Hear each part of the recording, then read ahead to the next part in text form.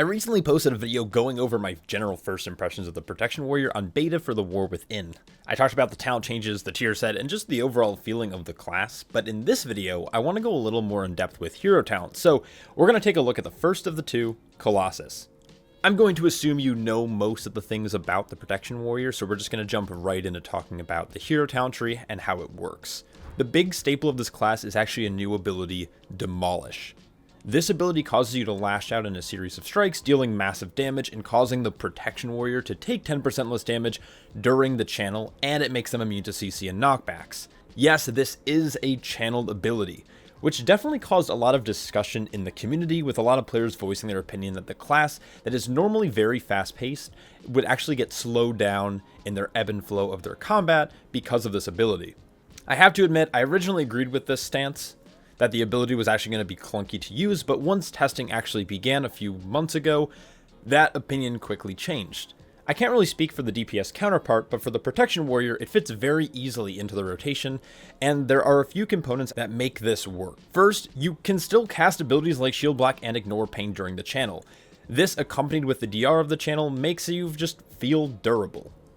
Another benefit is that the channel is actually dependent on haste, which is a stat that Protection Warriors actually end up favoring. So even at only a 606 item level, which is about like normal raid, this is a 1.3 second channel, which is a little bit longer than the global, but ultimately isn't slowing down the class's playstyle at all. Secondly, due to other talents in the tree, the warrior is actually not necessarily being punished for not casting the ability, which I'll get into in a second. Additionally, there's actually a cooldown reduction component as well to this ability, so it's a great tool on pull to get a quick DR going, as well as some good threat generation because of the size of the hits that it actually puts onto the enemy. I've been able to regularly hit mobs for 2 mil, along with additional cleave from Demolish.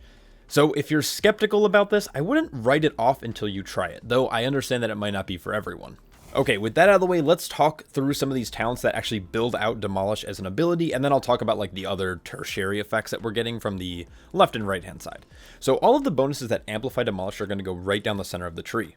First, we actually have the primary amplifying node, and this is called Colossal Might.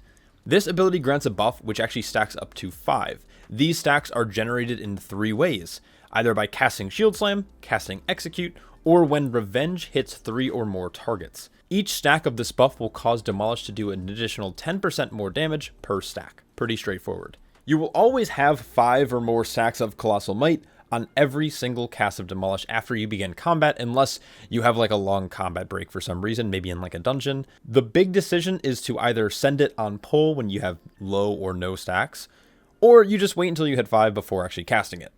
In Mythic Plus, it's pretty easy to get to 5 stacks quickly, especially because Revenge is hitting 3 or more targets. Moving further down the tree, there's also a talent called Tide of Battle. This causes that Colossal Might buff that you're gaining by casting Shield Slam and Revenge to also increase the damage of Revenge per stack. This will cause it to be a 25% damage increase once you have 5 stacks, and essentially while you're waiting for Demolish to come off of cooldown, so you're having a benefit for not casting Demolish. Essentially how this is going to work is you cast Demolish, and then you're going to, gain a ramping damage increase while in combat, while casting Shield Slam and Revenge and Execute. And then once Demolish comes off of cooldown again, you dump those stacks to do big damage with your Demolish, starting the cycle over again. Moving a little further down, our next talent is Precise Might, which causes your Shield Slam critical strikes to grant an additional stack of Colossal Might.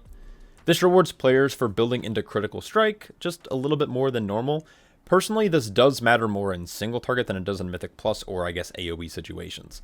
In single target, Revenge isn't going to be granting you Colossal Might, so gaining it from Shield Slam and Strategist resets is going to be pretty important. Lastly, let's talk about the capstone. This is called Dominance of the Colossus. And this is going to increase your Colossal Might stacks from 5 up to 10, meaning that Revenge will now ramp up to a 50% damage bonus instead of the 25. This also means that Demolish will deal 100% increased damage at max stacks instead of the, regular 50%. On top of this, once you hit 10 stacks, every time you would gain an additional stack beyond 10, it instead reduces the cooldown of Demolish by 2 seconds. Through my testing, this brings Demolish from a 45-second cooldown down to almost a 30-second cooldown or less depending on luck. This is great because it lines up with Demoralizing Shout and Avatar like a little bit more frequently, as well as some other cooldowns.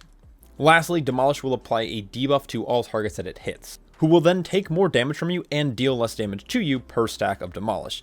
This ends up bringing it to like a 15% DR to all mobs that you hit with this, and it's going to be like an overall damage increase of about 3%. Overall, Demolish is the cornerstone of this tree. It deals a ton of damage, it amplifies the rest of your damage kits, and it acts as a good way to build threat and have additional defensives. This also has a ton of synergy with other cooldowns, like I mentioned, Demoralizing Shout, Avatar, Ravager, and even Champion Spear, which ends up creating a very fun, bursty playstyle. Let's take a look now at some of the other talents in the tree briefly before I talk about my overall impressions. So on the left-hand side, you have damage amp nodes. You have Martial Expert, which is going to further exaggerate the bonus of Critical Strike, increasing the total damage your critical strikes do by 10%, and increases the amount you block from critical blocks by 20%.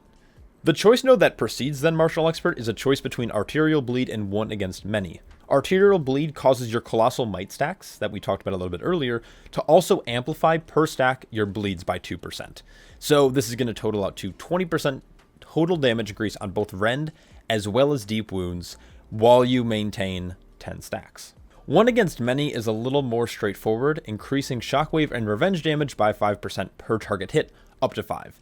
The main thing this is great for is actually revenge damage, and has additional synergy with a ton of different talents in both the class and spec tree that you're probably aware of. Lastly, we have Practice Strikes, which is just another 20% damage amp on Revenge and Shield Slam. Nothing to really talk about here, it's just more big revenge damage. These talent options put a lot more potency into the class talents like Seismic Reverberation, Barbaric Training, and Crushing Force, along with some spec talents like Brace for Impact, Punish, Best Serve Cold, and Show of Force. Many of these talents are generally grabbed due to pathing, but it's nice to see them being bolstered by additional modifiers. Moving our focus back to the hero talents, the right-hand side of the tree yields the more defensive aspect of this sub-spec. First is a choice node between Bone Shaker, which is basically just a stun increased duration on Shockwave, as well as a slow to enemies after the stun fades. And then you have Earthquaker, which knocks enemies up into the air for a short period of time with an additional 5% reduced cooldown on the ability. Most likely, for at least PvE, Earthquaker is going to be almost an instant lock-in. The stun duration from Bone Shaker doesn't really matter, or it's not as impactful in a key situation, especially with how common stuns are across all classes, and you're already slowing mobs with Thunderclaps. So honestly, it feels way more like a PvP talent for the DPS counterpart. Having a reduced cooldown will be way more impactful through Earthquaker, and even if mobs are stun DR'd for any reason, the knockup will at least still interrupt casts. Next, we have the other defensive node between No Stranger to Pain and Veteran Vitality. No Stranger to Pain is super straightforward. It causes Ignore Pain to prevent 15% more damage. What this means is that each cast of Ignore Pain will grant you a 15% larger Absorb. This essentially makes Rage a little bit more cost effective. While strong, I've really grown to like the other choice, which is Veteran Vitality. This is essentially a health/damage stop, or at least some type of version of it that we see other tanks have. So when your health is brought below 35% health, you gain a hot that heals you for 12% of your max health over 2 seconds. This can only occur once every 60 seconds. Through my testing and when it's paired with Second Wind in our class tree, these talents actually end up being 8 to 10% of my overall healing. I do believe that both of these talents have their niche, but ultimately it's going to come down to what type of content you're doing. Alright, I think I've talked about these talents enough, so how does it play? Without beating around the bush, I just love this hero talent tree, and for a few reasons. First, Demolish introduces a fun, powerful ability into the kit, which is just enjoyable. It's always fun having new abilities in your kit. We can't really say the same for Mountain Thane. Demolish also opens up some synergy with an ability that Protection Warriors have generally avoided since Shadowlands, which is Champion Spear. Because of the talent tree redesign, Champion Spear, along with some of the surrounding talents, is very enticing for Mythic Plus content, though admittedly it does fall short in single target. When you pair the Critical Strike benefit of the tier set, the hero talent nodes, and the bonus damage from Champion Spear, it actually turns Warrior into this devastating force in Mythic Plus. Is this going to be the play? Probably not. Mountain Thane just has a lot of attractive qualities about it for Mythic Plus in general, but I'll save that for another video.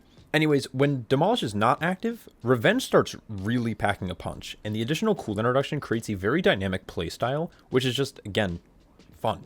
Outside of Champion Spear, there aren't any real standouts in terms of talents that make or break this class or this hero tree. Because there were minimal changes to the spec tree, nothing is really changing in terms of build.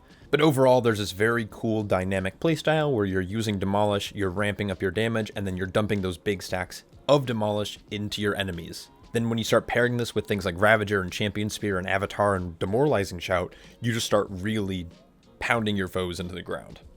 Anyways, let me know what you guys think. I'll be sure to cover Mountain Thane very soon, so keep an eye out for that video. Shout out to all my Patreon supporters, because without you guys, there'd be a lot less videos like this. I hope you're all staying happy, healthy, and I'll catch you all in the next one. Peace.